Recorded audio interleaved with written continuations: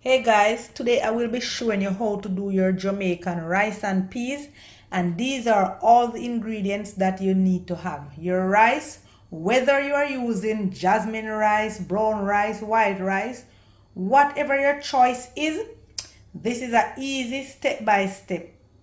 So you need your rice, your peas, garlic clove, fresh springtime, bone dry coconut, and you also need a pot, whatever size pot you need. So this is an easy step by step. So this is an easy step by step on how to prepare your Jamaican rice and peas. This is how we prepare it down a yard, yeah. If you feel a mind to jazz up your rice and peas with any other thing, please go ahead and do so, guys. But this way that I am showing you, when you finish with your, so the first thing that we want to do is to wash our peas. And growing up normally, what my mother used to do, she would soak her peas from overnight. That's how I grew up seeing her doing it. Soaking her peas from overnight. But as I said, guys, everybody is up, big adults. So we go ahead and we change up a little of the things them that we grow up seeing our parents used to do. We want to wash our peas, right? We want to get that all clean. So now after our peas has been washed and set aside, we want to go ahead now and catch some water in our pot where we are going to add our peas. We're going to just add our peas.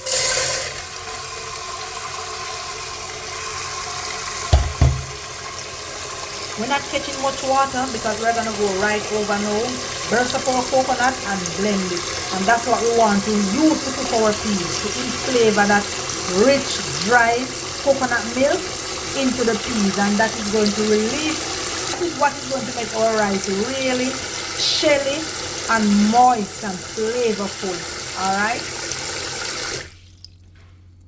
So guys, I was talking, I wasn't watching the water, and a little bit too much escape, but I just throw it out. All right, so this is the amount I want to have. I'm going to just add my garlic cloves, and I'm going to just cover and allow to cook.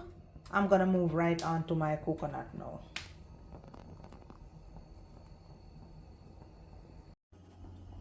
All right, so guys, this part of the coconut is a bit of a challenge for me to ox it out, but nevertheless,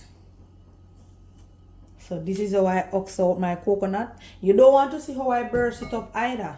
That's the next challenge. But the aim is to just get your coconut removed from the shell. And this is it. You're going to discard this part. And this is what we are going to use. So what I am going to do now, oh, there's a next piece that has not been shelled. What I am going to do now, I am going to just wash them and then go right over to the blender. So here's the next piece. I didn't see this piece. So just thought I show you. And I love to use native coconut. Bone dry native coconut. That's what I love to use. Alright, so we're going to just wash them, get them all washed up now, so we can proceed with our blending.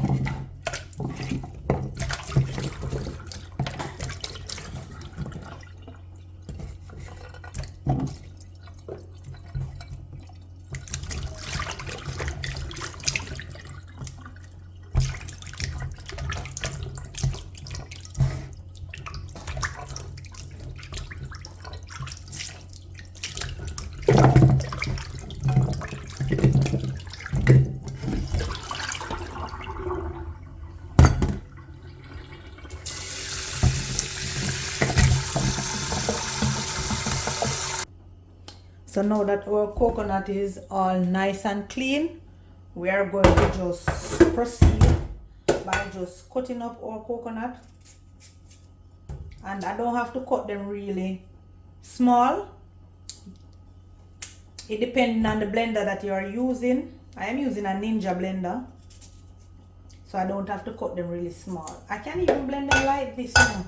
I can even blend them like this. I don't have to really cut them up. But I'll just go ahead and cut them up and then blend.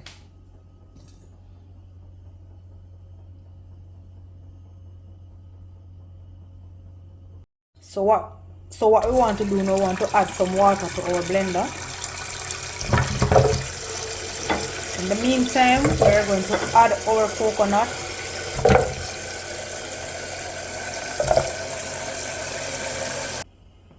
So I'm going to just blend right about now.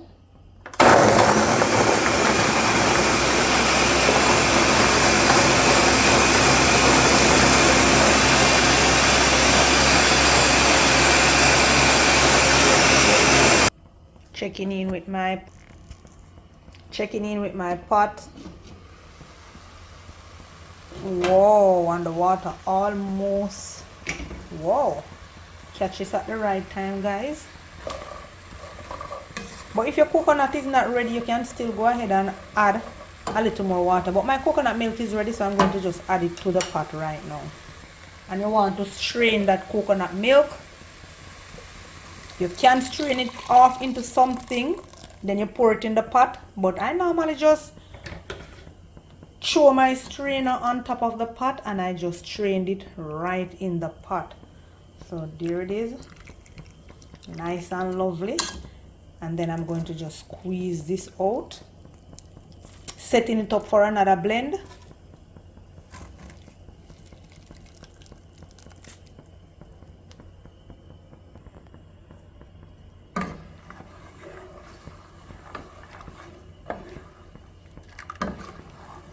We're just going to cover and allow this to continue to cook.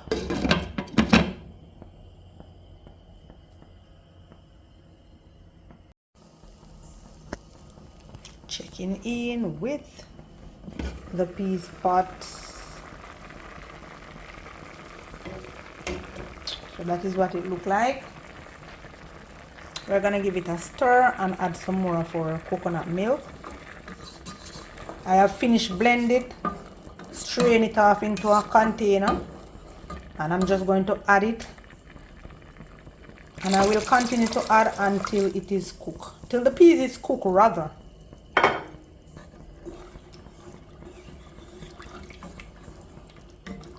So we're going to cover this and allow it to continue to cook.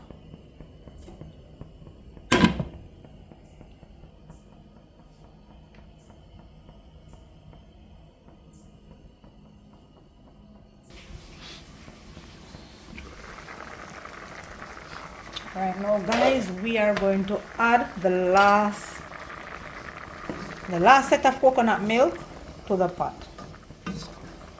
The last that we have leave, we are adding it to the pot, pot. So this piece should be ready. The next time I will be adding in my season, and my season consists of Scotch bonnet, green pepper, scallion, and thyme. Alrighty, so let's just cover this and allow to continue to cook. Alright now, guys, so what I'm going to do now is add some water to the pot. Our peas is cooked. I'm going to add my seasoning. So let me just add some water. Then I'm gonna go right over to my seasoning.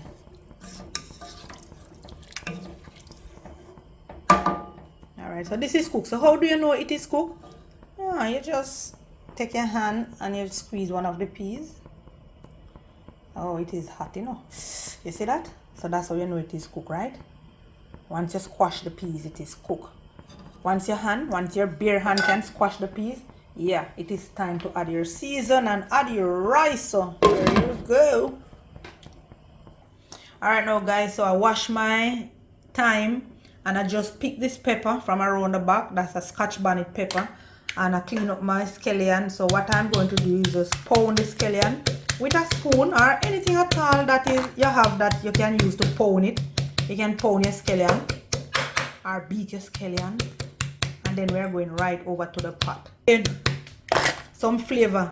We need this to infuse some flavor in our pot. So hence the reason why we pound it a little. So come on, we're going over to the pot to just dash these season in. Alright, now so we are going to just go right ahead and add our season.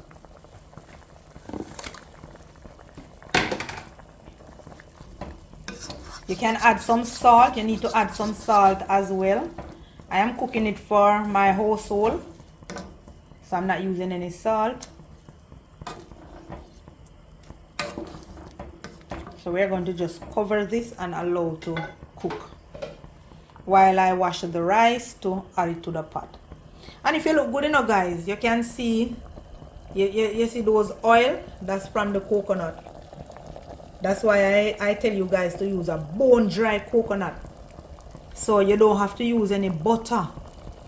You know, the coconut produce all of that oil that the butter would produce for you. I'm zooming in really close just for you to see those oil on top of the pots.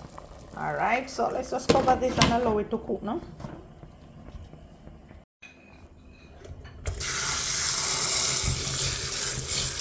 I'm using some brown rice. Go ahead and use your favorite rice, whether it is brown or white.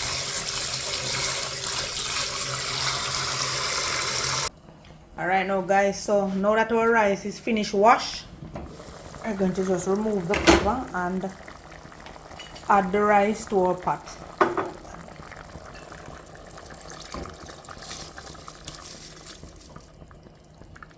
And I'm going to scrape this out, don't worry. I ain't wasting nothing. At this point, you want to turn down your heat to medium. And I'm going to add a little more water to the pot. Turn down my stove to medium and allow this to just cook. Right there. So here we go, adding some more water.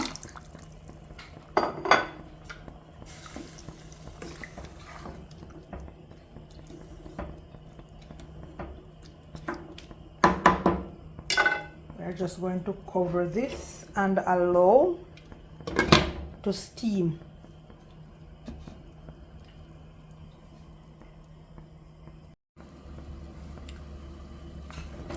Checking in with our rice.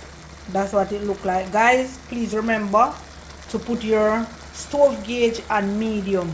All right, and please remember that salt is optional. All right, if you have high potential, you will know that salt is not, it is a no-no for you. All righty, so salt is optional. So that is it. We're going to take this from medium to really low and allow it to steam out. Alrighty, so let's just cover, and we're gonna turn down the stove gauge again to really low.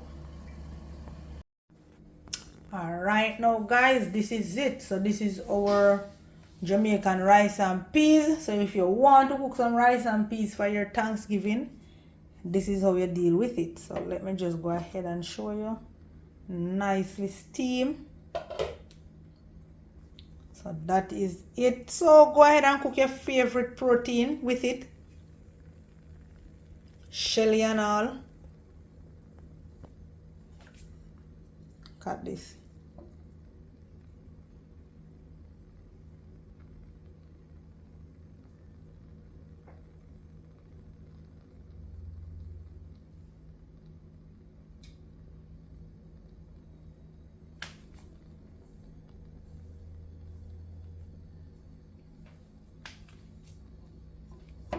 Don't forget to like, share, comment, and subscribe. Share up the video, guys. So those persons who want to cook their Thanksgiving rice and peas, this is easy step by step how to cook Jamaican rice and peas.